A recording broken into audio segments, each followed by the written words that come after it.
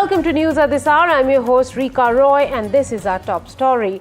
Tensions continue to rise over the national education policy's three-language formula as Tamil Nadu's DMK opposes alleged Hindi imposition demanding regional language priority. The BJP-led centre denies any coercion, emphasizing flexibility and national unity through linguistic diversity. DMK leaders argue it threatens Tamil identity, while BJP defends the policy as inclusive, urging dialogue. Listen in to this interview. Unfortunately, I beg to differ with Honorable Chief Minister of Tamil Nadu to use such kind of derogatory words. This is condemnable in a democracy. Governments should not talk to each other in this language. This is unfortunate. He is speaking in a political motivated language. I don't have an answer on that. What is his basic concern? Who is going to, they have created a fear psychosis. Union government is trying to impose Hindi. Who is going to impose Hindi? I am a Odia speaking person. In my state also, we are implementing three-language formula. In Punjab, they are using three-language formula. In Bengal, they are using three-language formula. Nowhere anybody is imposing Hindi as the third language. Any Indian language. So you have a political motivation. Almost all states are implementing three-language formula from mid-60s. I know the position of the Tamil Nadu. Yes, there are certain issues. They adopted two-language formula. But rest of the part, in all the country, we all are depending on going through three-language formula. The recently envisioned national education policy by Prime Minister Modi's government, the policy has given emphasis for the three-language formula. Here, when we are talking about three-language formula, unnecessarily some political line has been taken. We will not tolerate imposition of Hindi in Tamil Nadu.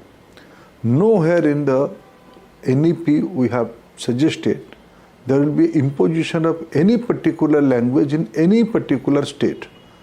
I have also written today to Honorable Chief Minister of Tamil Nadu. Nowhere in the NEP imposition of any language is there. Thiru Dharmendra Pradhan அவர்கள் பதில் கடிதம் அனுப்பியிருக்கிறார். அதில் அவர் என்ன சொல்லுகிறார்? கல்வியில அரசியல் செய்ய வேண்டாம்னு அறிவுரை சொல்கிறார். நான் கேட்கிறேன், கல்வியில் அரசியல் செய்கிறது நீங்களா நாங்களா? மும்மொழி கொள்கை ஏத்துக்கிட்டாதான் கல்வித்துறைக்கு தர வேண்டிய நிதியை தருவோம்னு பிளாக்மெயில் பண்றதுக்கு பேர் என்ன? அரசியல் இல்லையா? கல்விக் கொள்கை என்ற பெயர்ல இந்தியை திணிக்கிறது அரசியல் இல்லையா? பல மொழிகள் கொண்ட இந்திய நாட்டை ஒரு மொழி நாடா மாத்துறது அரசியல் இல்லையா? பல்வேறு மொழி பேச இன மக்கள் வாழக்கூடிய நாட்டை ஒற்றை இன நாடா மாற்ற நினைக்கிறது அரசியல் இல்லையா? The central government has clarified that the new education policy's three-language principle is not imposing Hindi. It's only providing an opportunity for students to learn another Indian language, and that the DMK is spreading false information. What is your objection? As you know, from 1967, the founder of our party, we were strong in this two education policy because we said this is more than enough for us. Tamil and English is more than enough. Tamil is to think on our mother language and English is to communicate globally. So this is more than enough for us. But here they are indirectly trying to encourage Hindi or encourage the Sanskrit. What they are telling we are identified almost 14,000 schools throughout the nation and we are going to give the quality education. Very good, give the quality education, but not at the cost of any language, imposing any languages here. So for us, we are very comfortable with this two-language policy and we have a proven track.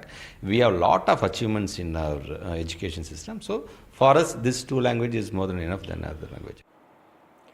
Now, 6 Congress MLAs, including PCC Chief Govind Singh Dotasra, was suspended from the remaining period of the budget session of the Rajasthan Assembly on Friday for indecent behavior in the House. The action was taken over unruly behavior by the opposition members following remarks by Minister Avinash Gehlot in the context of former Prime Minister Indira Gandhi during the question hour. The uproar led to 3 adjournments. हमारे माननीय सदस्यों को Govind होतासारी PC president है, बाकी तमाम माननीय सदस्यों को जो निकाला गया जिस रूप में सस्पेंड किया गया, मेरा मानना है कि अविलंब सस्पेंशन निरस्त करना चाहिए, क्योंकि आप इस प्रकार का व्यवहार करके निकालो 6 लोग, सस्पेंशन कर दो पूरे सेशन तक, ये तो कंडेम करने योग्य बात है। इसको तो निंदा करनी चाहिए। पब्लिक को महसूस होना चाहिए कि हो क्या रहा है असेंबली के अंदर। अब जनता सब देख भी रही है, मेरा मानना है कि जनता सब देख रही है और ये उचित नहीं व्यवहार है इनका, इसको भी लोग नोट कर रहे हैं, मेरा मानना। ओके, सभी जिनका नाम आज के इस निलंबन में शामिल है वो सभी थे माननीय स्पीकर तक पहुंच गए थे, और जो उनका आक्रामक रुख था, माननीय स्पीकर महोदय को आहत करने का जो उनका रुख था और जिस तरह से उनका भाव था, उसे लगता था कि वो उनके साथ कोई न कोई हाथापाई करेंगे। ऐसी स्थिति में सभी विकल्पों पर विचार करने के उपरांत ये निर्णय लिया गया है। फिर भी मैं आज ओपन हार्ट से ये निवेदन करता हूँ कि वो हमारे बुलाने के बावजूद भी नहीं आए, स्पीकर के बुलाने के बावजूद भी नहीं आए, तो फिर आक्रामक रूप में उनको और धमकी देके गए। मैं फिर निवेदन करता हूँ वो आवे, बैठ के बातचीत करें। The social welfare minister was giving a reply, and he was talking about how there were certain schemes for working women, for working class hostels. And in that, during the course of that reply, he said that most of these were named, and he pointed at the opposition, and he said they were named after your dadi. And that's when, and then he went on to say that, he went on to explain the schemes. So that's when the opposition started getting very agitated, and they said, who are you calling dadi? And please explain and please expunge these remarks. And the speaker just, was sitting in the chair at that point, and he then asked everyone to sit down and carry on with the discussion. So that's when the opposition got very agitated, and these members, 6 of them, led by Mr. Dotasa and Tikaram Chuli, they kind of sort of charged into the well of the house, and then they actually even climbed the dais for the Assembly Secretary's chair, which is one sort of stage lower than the speaker. They came quite close to the speaker, and you could see the speaker sort of get up from his chair and move a little backward. The marshals, of course, had to come in then. So that's what's led to what's the Dadi controversy has actually led to this. In Delhi, Andhra Pradesh Chief Minister Chandrababu Naidu met agriculture officials seeking aid for chili farmers facing distress after a bumper crop crashed prices. Mr. Naidu wants the centre to procure produce and boost exports. Meanwhile, ex-Chief Minister Jagan Reddy slammed Naidu for neglecting farmers, sparking a political row in the state. Andhra Pradesh Chief Minister Chandrababu Naidu met with Agriculture Ministry officials in Delhi on Thursday, even as Union Agriculture Minister Shivraj Singh Chauhan joined on a video call.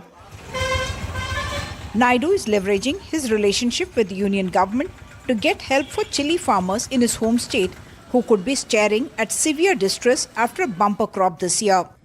ఈ సంవత్సరం 12 లక్షల metric టన్నులు procure చేయాలి. ఇప్పటికే 4 లక్షల metric టన్నులు మార్కెట్కి వచ్చింది. అయితే ఈరోజు ఈ పంట వేసేవాడు 4 లక్షల దగ్గర 5 లక్షల ఎకరాలు ఈ పంట వేస్తున్నారు. ఈ సంవత్సరం ఎప్పుడూ లేనంత రేట్లు పడిపోయే పరిస్థితి వచ్చింది. Farmers are worried that after spending as much as 2 lakh rupees per acre as investment on the cash crop, the prices have crashed. The question is necessary given for the farmer to the maximum price, but they are not given to. How it is possible? The one farmer is spent 2 lakhs 1 acre. But వాళ్ళకి డబ్బులు రావట్లేదు. 2 ఎకరాలు 2 లక్షలు పెడతాయి. వాళ్ళ కష్టం వాళ్ళ జీతం వాళ్ళు చేయాలిగా. Former Chief Minister Y.S. Jagan Reddy visited Guntur's chili market yard on Wednesday and accused the Chandrababu Naidu government of failing to support chili farmers. Chandrababu Naidu గారికి రైతుల కష్టాలు కనిపించినా కూడా చంద్రబాబు నాయుడు గారి కళ్ళు మూసుకొని రైతులను కష్టాల పాలు చేస్తా ఉన్నాడు. ఈరోజు ఇదే గుంటూరు మిర్చి యార్డులో రైతులు పండించిన మిర్చి పంటకు కనీసం 10-11 వేల రూపాయల డబ్బులు కూడా రావడం లేదు. YSRCP MP Midun Reddy has written to the Prime Minister and the Union Home Minister asking for central forces to provide security to the former Chief Minister, alleging that Chandrababu Naidu's government in Andhra Pradesh had deliberately denied him even police security at the Guntur chili market yard. Naidu, however, said that was because Jagan Reddy had violated the model code of conduct that came into effect ahead of MLC election on February 27.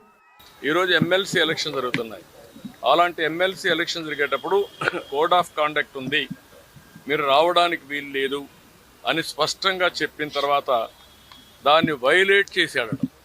Union Agriculture Minister Shivraj Singh Chauhan has responded quickly and positively to the Andhra Pradesh Chief Minister's appeal, agreeing for market intervention, lifting of the ceiling of 25% on procurement, exploring avenues for export, and also sending across a team to study the ground conditions of chili farmers in Andhra Pradesh. With camera person Nagraju, Uma Sudhir, NDTV. The Maharashtra Cyber Cell has escalated its response to the India Got Latent controversy by issuing summons to several prominent YouTubers and actors. Ashish Chanchlani and Ranveer Allahabadia have been summoned to record their statements, while Rakhi Sawant is required to appear on 27th of February. This follows earlier actions in the month, including an FIR filed against over 30 individuals involved in the show for alleged obscenity. The Cyber Cell has also demanded YouTube remove all related videos, intensifying the crackdown on the controversial content.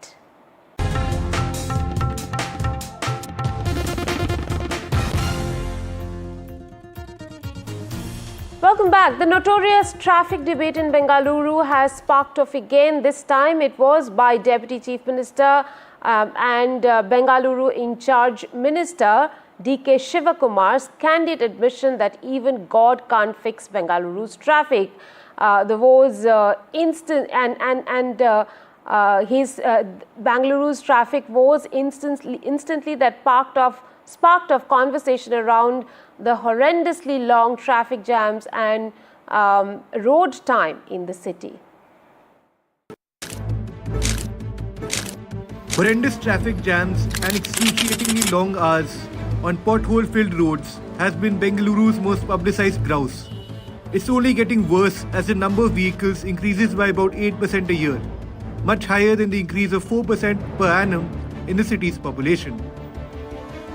Unfortunately, there seems to be no solution in sight, and Deputy Chief Minister and Minister in charge of Bengaluru, DK Shivakumar's candid admission that even God can't solve this traffic problem instantly has sparked the Bengaluru traffic debate again. ನಾನು ಒಂದು ಮಾಧ್ಯಮ ಸ್ನೇಹಿತರ ಮುಂದೆ ಹೇಳಲಿಕ್ಕೆ ಬಯಸ್ತಾ ಇದ್ದೇನೆ, ತಮಗೂ ಹೇಳಲಿಕ್ಕೆ ಬಯಸ್ತಾ ಇದ್ದೇನೆ. ವಿದಿನ್ 1 year, 2 year, 3 year ಈ ಬೆಂಗಳೂರಿನ ಮೇಲ್ಗಡೆ ಇರುವಂತ ಭಗವಂತ ಕೆಳಗಡೆ ನಡೆದಾಡೋದು ಏನು ಮಾಡಲಿಕ್ಕೆ ಸಾಧ್ಯ ಅಂತ ಕಷ್ಟ ಇದೆ.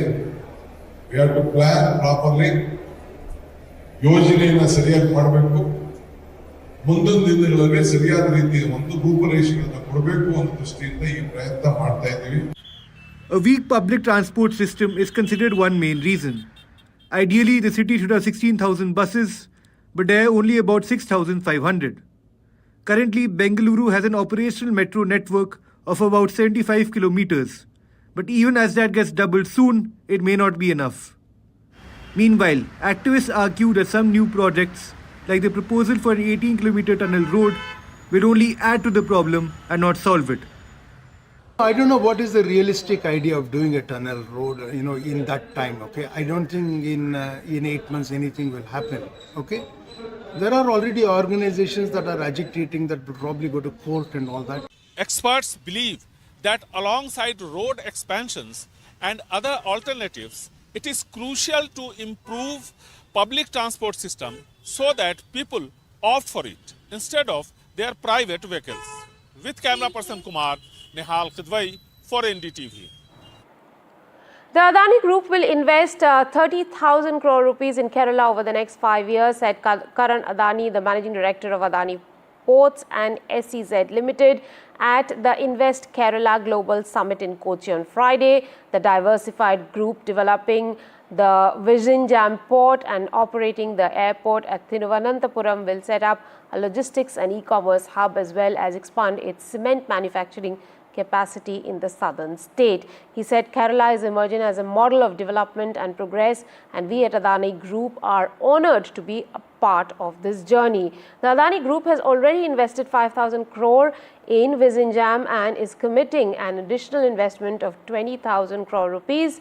Mr. Adani said this is not only India's first transshipment hub, but our vision is to make Vizhinjam the largest transshipment port in this part of the region.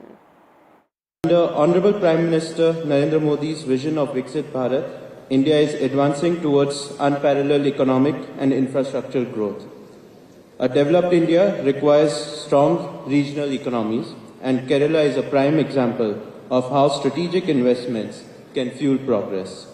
Our journey with Vizhinjam Port began in 2015 under the leadership of late Oman Chandiji, and today, under Shri Pinarayi Vijayanji's leadership, it is becoming a reality.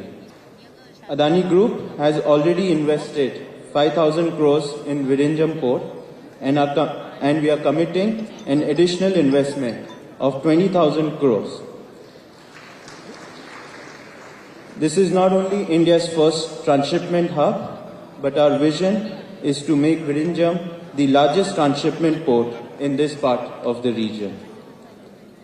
Further, we will be expanding the Trivandrum International Airport from 4.5 million to 12 million passengers with an investment of 5,500 crores.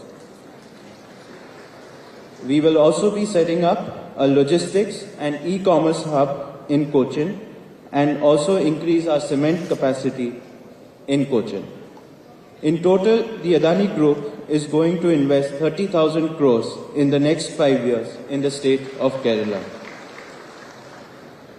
In the words of our chairman, Sri Gautam Adani, the infrastructure sector is all about building assets for the nation and nation building. Kerala is emerging as a model of development and progress, and we at Adani Group are honoured to be part of this journey. India is set to bid for the 2030 Commonwealth Games with a formal submission planned before 31st of March as the nation steps up its global sports ambitions. In a parallel move, India has offered to host 10 events of the 2026 Commonwealth Games, stepping in to support Glasgow, which is unable to accommodate those sports. Time now for a quick break on the show. More on the other side. Stay tuned.